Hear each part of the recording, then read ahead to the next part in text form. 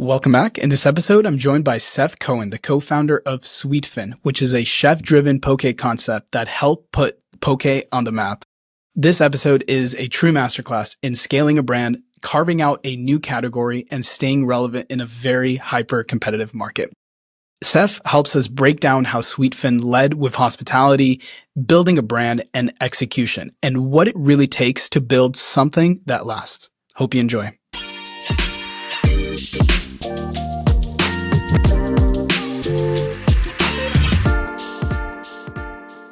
Seth, welcome to the show. How are you doing today?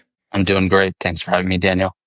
It's a pleasure. Growing up in Orange County in Southern California, I could tell you I've seen your guys' name everywhere. I'm very excited to talk to you about the origin story of Sweetfin and also where you guys are taking the brand. I think that for my audience, there's a lot there that we can unpack. So I always ask my guests to first tell us a little about themselves, and then I have tons and tons of questions that I'm very excited to ask you. So without further ado, Seth, tell us, why the heck are you selling poke? How did this start? That's a great question. I'm still trying to figure that out myself some days.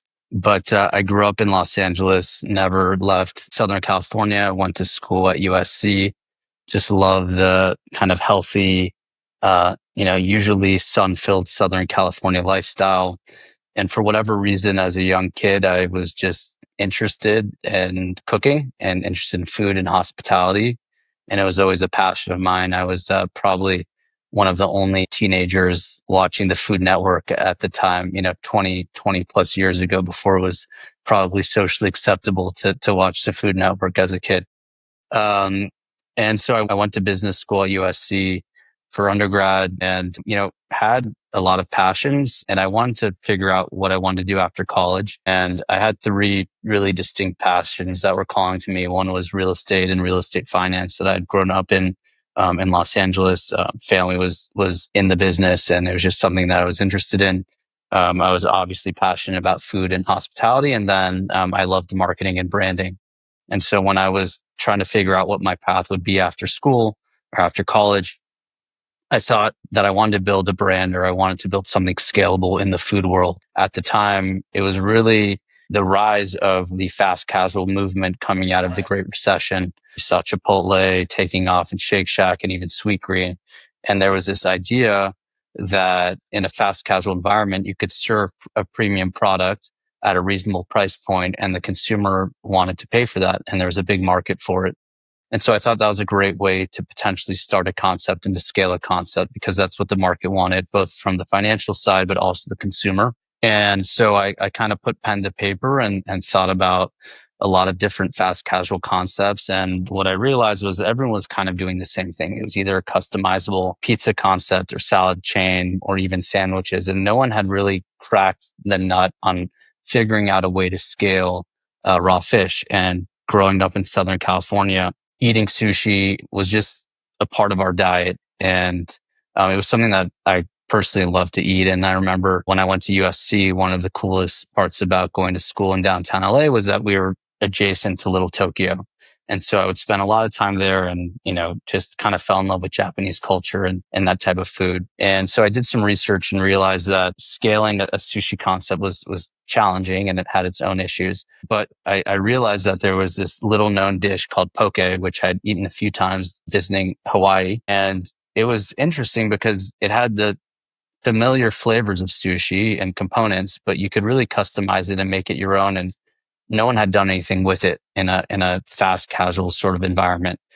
So came up with the idea, pitched it to a partner of mine who went to USC, Brett, and we were kind of off to the races. We put together a team, an operator team, who ended up being my partner, Alan. And then we brought on an incredible chef named Dakota Weiss, who had just finished filming Top Chef. And so that was kind of my first lesson in terms of starting the business. Was there was a lot I didn't know. And at the time, ignorance was bliss. Because if I knew then what I know now, I'm not sure I would have started the business. But, we were kind of naive and dumb in all the best ways, and put a complimentary team around us to get off the ground, and decided, hey, let's raise some money, open the first store in Santa Monica. And fortunately, that store got, national and global acclaim at the time for being super different and unique. And we were off to the races. Absolutely. And I think at that time, poke was not, it wasn't what it was today, right? It was, you were entering a new market and you had something really special. And so did that help, the fact that you were first to market, let's just say, or one of the first people to market? Did that help you guys stand out in the early days? Yeah. And I have some funny stories. I'll give you two quick anecdotes. You're right. When we kind of conceptualized Sweetfin 10 years ago, there was no fast casual poke. The only poke that really exists was in Hawaii. And so we had two jobs in terms of, getting the business off the ground. Number one, you have to raise money. And number two, you have to find a place for your Your first brick and location. mortar. So we went to some landlords and, or real estate owners and pitched them this idea. And they thought we were absolutely crazy. Um, and I remember one day we found a space in downtown LA and I was so excited. I thought this would be an amazing place to launch this concept. They had a really strong density and amazing kind of lunch rush of density of people in downtown LA. And we were about to sign the LOI, and I got a call from the broker, and the broker said, "Hey, I hate to tell you, but the landlord decided to go into a different direction. He doesn't understand what you're doing, and he thought a grilled cheese concept would be better used for the space." And I was pissed. And so it ended up working out for the better that we ended up opening in Santa Monica. But yeah, it was really hard. And same thing when we were raising money from investors. I would say, "Hey, we're doing this thing called Poke," and I'd send the deck, and they're like, "Is this like a tech thing? Is it a Facebook poke? Like literally, we don't know. Like, what is this concept?" And so another thing I learned about being in the food and beverage industry is there's no barriers to entry at all. So you have a great product, people are going to copy you. And, I was a little bit ahead in thinking that way when we started the concept, because I knew that, hey, Interesting.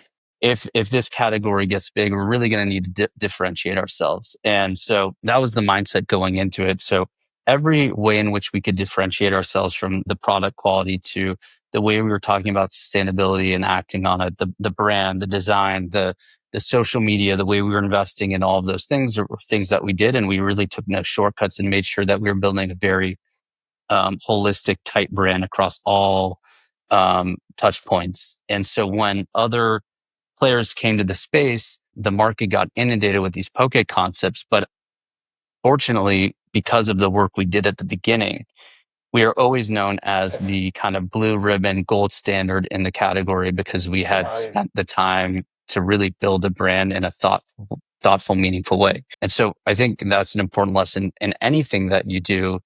Ideas are a dime a dozen. Execution is key, and being able to clearly differentiate yourself. It doesn't matter what sort of business that you're in, is really the only way to create kind of pricing power and a differentiating factor amongst the consumer. Yeah, and would you say that you guys are in the category of poke? Would you guys consider yourselves a premium product? Do you guys price higher than the competition? Because if I go down Southern California and every mile you see a poke shop with all these crazy names, and seems like they put very little attention on creating a brand and more about just churning as much product as possible. Do you guys segment yourselves differently you mentioned, as a chef driven concept? Is there a higher price that you're able to charge for that? I mean, that's what I feel like the definition of a brand is. It's the difference between what you can charge from your competitors, because you've created demand, and that demand is not necessarily tangible, but we work hard towards it. And so I think our premium sourcing practices, again, we say we're chef driven, and we are chef driven. Everything that we say we are, we actually are. So for the entirety of our concept, even when it didn't necessarily make economic sense, we've always had a culinary director or head chef on our team as part of the concept. Every quarter, we try to work with either an artist or some of the top chefs in the country to bring limited time items to our menu to, again, practice what we preach, work with some of the best culinary minds in the world, and bring unique menu items to our concept. And a lot of people in our category aren't doing that. And that kind of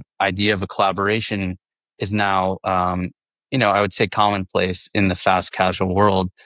But when we started doing this, 9 or 10 years ago, when we were doing collaborations with 2-star Michelin chef Philip Franklin Lee or Richard Blaze or Antonio LaFaso and these amazing chefs who are on the Food Network and Top Chef, like we hammered home the idea that this is a place that is chef driven and is a place that chefs want to eat at. And so that was really the stamp of approval in terms of differentiating ourselves from a culinary standpoint. Yeah, and it's amazing. I'm sure that your experience, Alan's experience, Brett's experience, coming from USC, being around the media capital of the world, the marketing capital of the world, I'm sure that that reflected in your guys's early ambitions and early marketing. I find that not to be the case for a lot of brands. I think a lot of brands first want to come in and kind of prove out the product and be able to show sales, and then marketing comes as an afterthought.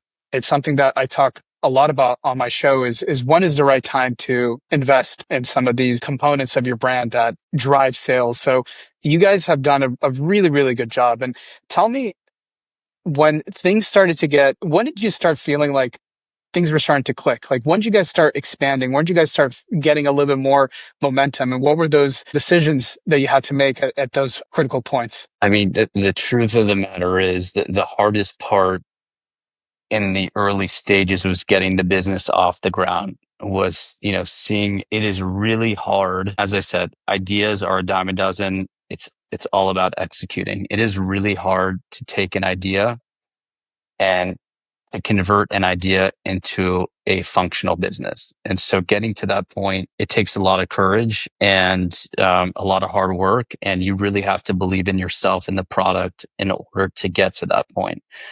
So once we got from that point to opening day, I would say when we opened the first store, it was easy. I mean, that was the fun part. We were in there. We were packed from day one. And one thing we created, and it was just my personality and who I am and my partners.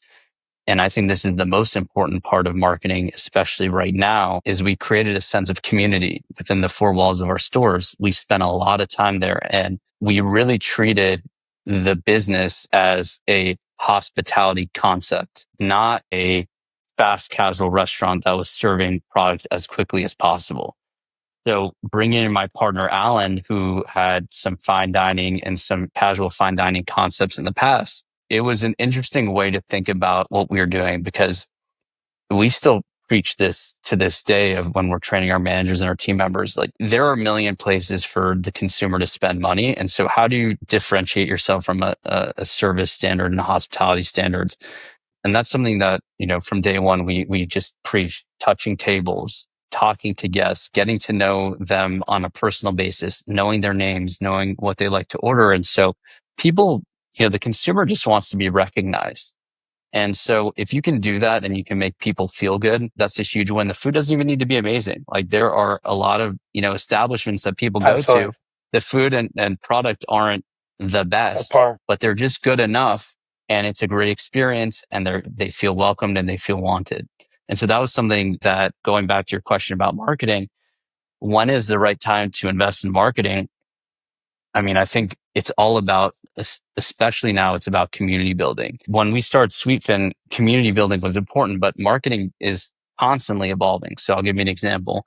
When we started, Instagram was really it was taking off. And again, think 10 years ago, it was kind of like a discovery platform. And so if you Absolutely. invested in the platform in terms of creating high quality, high value content, then you would be rewarded for that. So we had this idea of, hey, let's hire a professional videographer team to come in and really like make our product look sexy. We're bringing in all this amazing fish and whole fruits and vegetables and grains, and everything's so colorful. Like, let's create these videos that showcase the product. Again, 10 years ago, it was like, it was kind of like food porn. And I remember we posted our first video, and it got like 120,000 views organically. This is before you could pay to boost content on Instagram.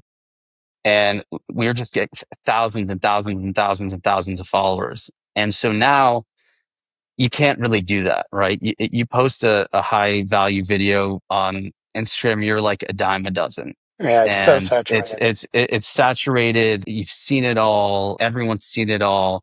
You have to pay to play. But interestingly enough, I was on TikTok this morning, and I discovered this guy who is opening a sort of like an Erewhon grab and go competitor in New York City, Nice. and he has documented basically almost every day of his journey from day one to now he's about to open. And he has spent $0 on marketing, not $1. And he has created this community around him of people that want to see him succeed because they have gone on the journey with him from opening, from idea to opening. And so I'll give you an example of one thing he does. So he is the majority of this concept revolves around to go foods that are yeah, high end takeout food. And so every day he would taste test on TikTok a new item like, hey, this is what my Szechuan beef bowl is going to taste, what it's going to look like. He's trying it. He's giving tasting notes. And guess what? People on TikTok would give him feedback. Well, have you ever thought about pickling the onions instead of having red onions? And he would respond. Again, creating community. He spends $0 to build all this brand awareness. I know what it is in LA. I'm not even in New York. And now he's going to open this grocery concept. And I'm sure, so long as he executes, it's going to do well. And so I think with marketing, you just have to get creative. You have to be creative. You have to be open-minded. You have to understand what people are looking for. And right now, I think people are looking for vulnerability and honesty. And rather than very overproduced, I don't It's like know, corporate. It's real, like like, corporate. It's content. right. It's very much corporate feel. So there's a corporate feel to a lot of the messaging and a lot of the marketing. It feels very impersonal. And so we've seen brands lean into influencer marketing as a way to extend their brand to the modern consumer. But then it creates a disconnect because you have all these different influencers, they come and go, and you need to find a way to bring it back to what the business is about and who are the people behind the scenes.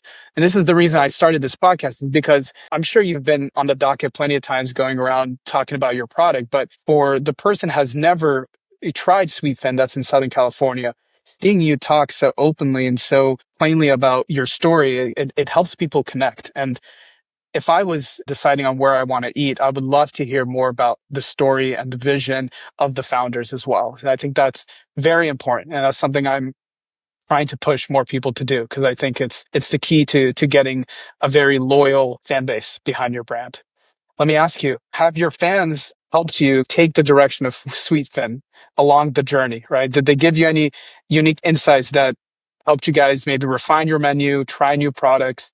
Curious about how you took that feedback and iterated on it. Yeah, I mean, like, believe it or not, I still respond to customer service emails very often. I just think it's important to know what is going on. Monday through Friday, I get to the office at 6:30 in the morning. Between 6:30 and 7 o'clock, I'm looking at customer service emails, 100% every single day, 5 days a week. And so, listen, everyone has an opinion. You can't, mold your business. You have to have listen, we have our core values. We have our mission of fueling life through freshness. You got to stick to your guns sometimes, and sometimes it'd be different. Like you can't like give in to what every customer says. But yeah, we definitely listen to them. I agree. And we sometimes we make decisions that are best for the business, and we'll get a couple emails from our customer base that they don't like the decision that we made. And every decision we make is, while it's best for the business, the reason why it's best for the business, because we have a thoughtful reason behind it. And so I think it's important to respond in a thoughtful way. And so I think when people complain or have feedback about something and the owner of the business is reaching out personally and providing their cell phone number and giving a thoughtful reason, it's very disarming, and people just want to be heard. But yeah, of course, like, there's many parts of feedback that we've taken seriously, and it's helped us mold our business decisions. Absolutely. You have to be a little bit stubborn, and only you know what's best for the business, but still be open to taking feedback and iterating on the product. What's next for you guys? Are you guys opening up new stores? Are you guys franchising? How are you guys planning to grow? Are you trying Yeah, out new we concepts? What are you up to these days? yeah, we all the above, all the above. We love our Sweetfin brand. We love the product. We are in a category that is still growing. It's highly fragmented. There's not a winner in the space. There's no Sweet Green at Poke. There's no Chipotle of the category. But at the same time, we recognize that the consumer and the consumer needs are constantly evolving, and we are ready to evolve with them. And so we're looking at kind of an evolved version of Sweetfin And what does that look like? And something we're working on. I think we stick with our core competency, but in a similar way to Sweet Green and Kava, the way that they've evolved their menus over the years, that's something that we'll do as well. And we think we can take that evolved concept and bring it to other parts of the country. We still think there's a huge opportunity in the better for you fast casual category. That is just, it's not a trend. People want to eat healthier. They want to Absolutely. eat cleaner. We are fortunate that we have a product that is healthy and it's relatively clean and it's still craveable. And so there's a lot of flavor. And so we think we sit somewhere in the healthy bowl market, in the Asian market. And so our goal is to win that market. Just like Kava has won Mediterranean, Sweet Green has won salads, essentially, with some other competitors. We think we can win the healthy Asian bowl market. And so that's where we want to take that concept, and we want to take it to different parts of the country.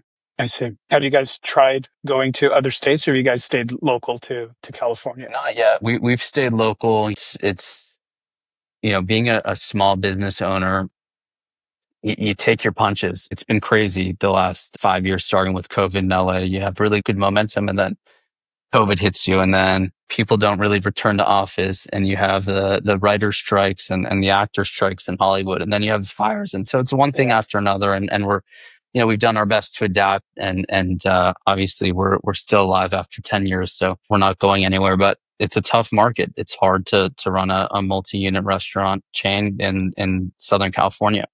And there are a lot of our contemporaries that unfortunately closing around us. We're just very grateful that we have really great team members that work with us. We have an amazing group of supporters with our, what we call our Sweetfins, our customer base. And we're just looking forward to kind of getting from where we are now to the more evolved version of what Sweetfin can be. Absolutely. And I do look forward to seeing how you guys evolve. And I'm very excited to try some of the new items. I think the last time I was at Sweetfin was when I was still living in Irvine, which was a long time ago. So when I'm back, I definitely need to give it a shot. Last question for you. I always ask my guests, who do you look up to in this industry? Who inspires you? Maybe it's you took some of their inspiration around the way they scaled the business, or maybe it's your partner, right? Someone that gives you some inspiration around how you see differently, right? And wondering if there's someone that lights your fire, and if you could share with our audience.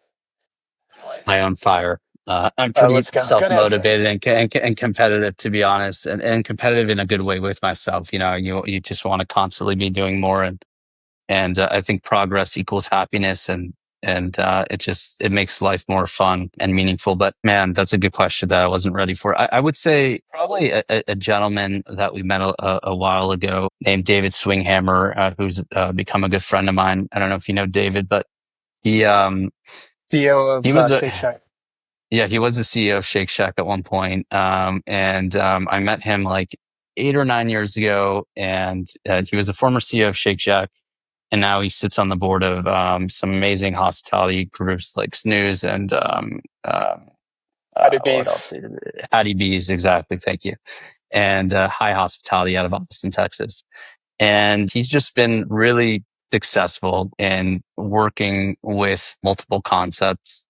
And we did a kind of classroom session with him. He ended up investing in Sweetfin. And through that, we became good friends. And he's always been very generous and kind with his time. He's just a very kind person. And I think he really understands hospitality. He understands all the things that really I'm interested in terms of real estate. And he calls it people, place, and product. Those were the three P's that 9 years ago we sat down. He's like, those were the three things you should, and profit, of course, the And four profit. P's, Yeah. the most Yeah. The four important P's.